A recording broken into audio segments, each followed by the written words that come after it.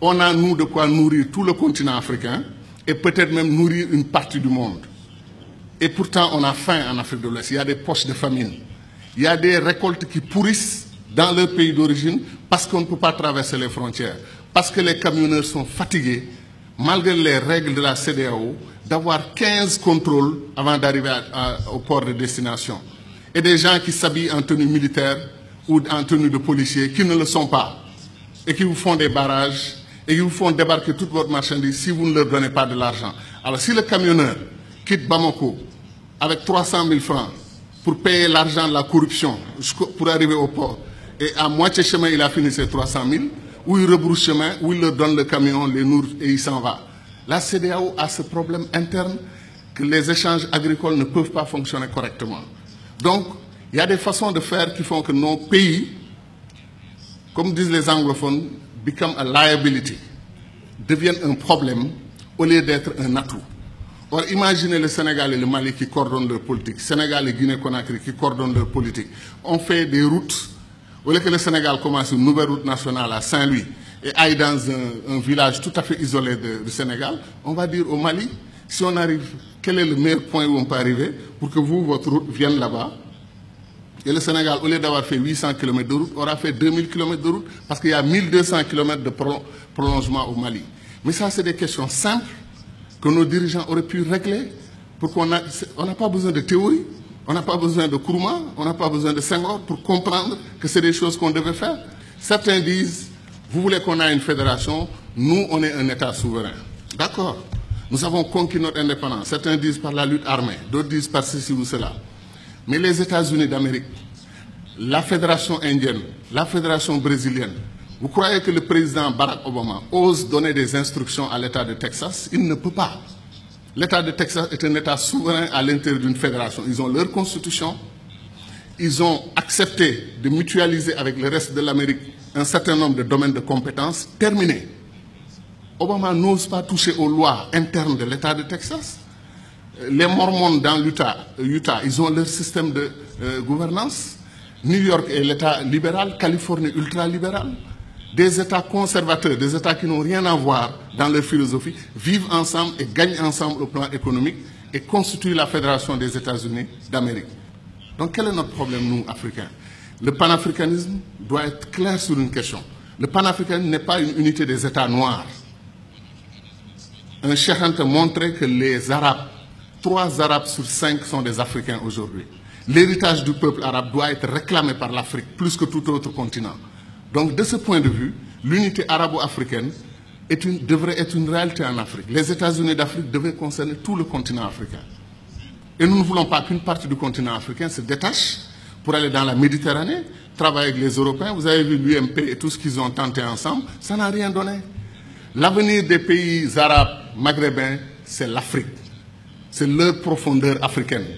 Tant qu'ils voudront s'allier avec l'Europe ou chercher d'autres alternatives à l'Afrique, ils n'y arriveront pas. Parce qu'ils sont sur le sol qui leur appartient aujourd'hui et qui s'appelle l'Afrique.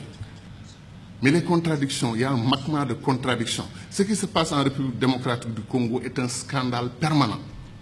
Des pays africains entrent en République démocratique du Congo, prennent les ressources dont ils ont besoin et repartent. Quand les Belges ou les Français ou les Américains ou les Chinois le font, nous crions. Mais quand des Africains le font, on appelle à des négociations, à des etc., etc. Il y a des injustices que des Africains commettent sur d'autres Africains. Qu'est-ce qui nous empêche de faire les ponts sur le fleuve Rosso entre le Sénégal et la Mauritanie? Qu'est-ce qui nous empêche de faire le pont sur le fleuve Gambie pour donner une continuité territoriale au Sénégal, régler le problème de la Casamance?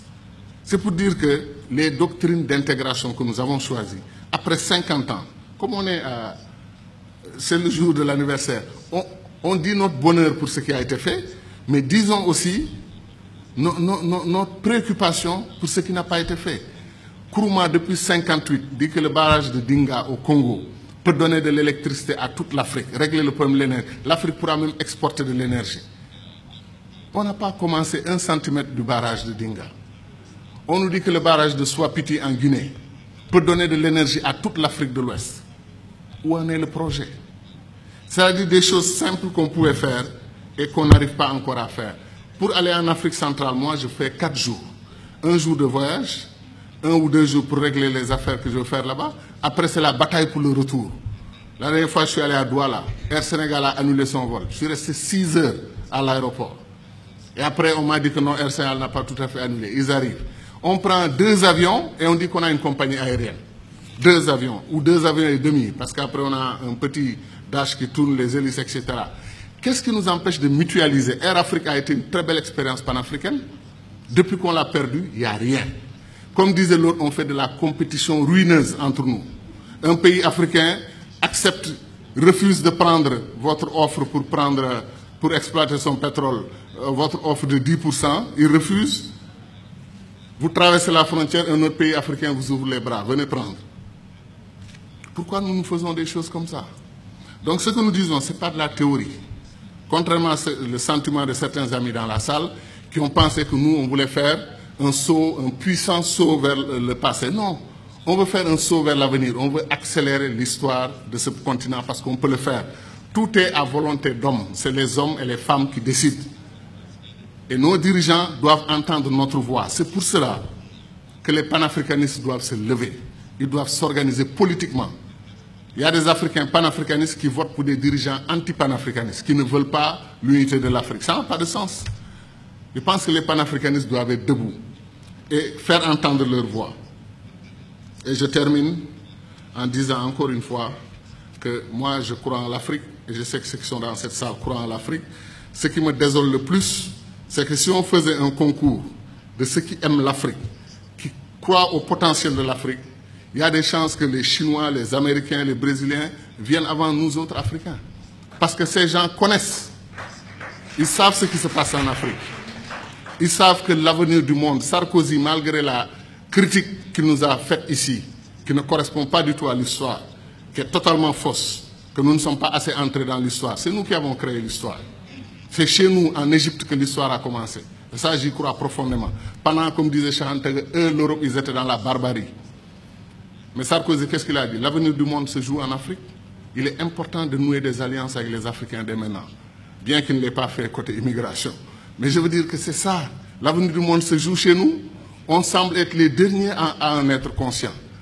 L'or, le diamant, le pétrole, chaque jour que Dieu fait, un pays africain se découvre pays pétrolier.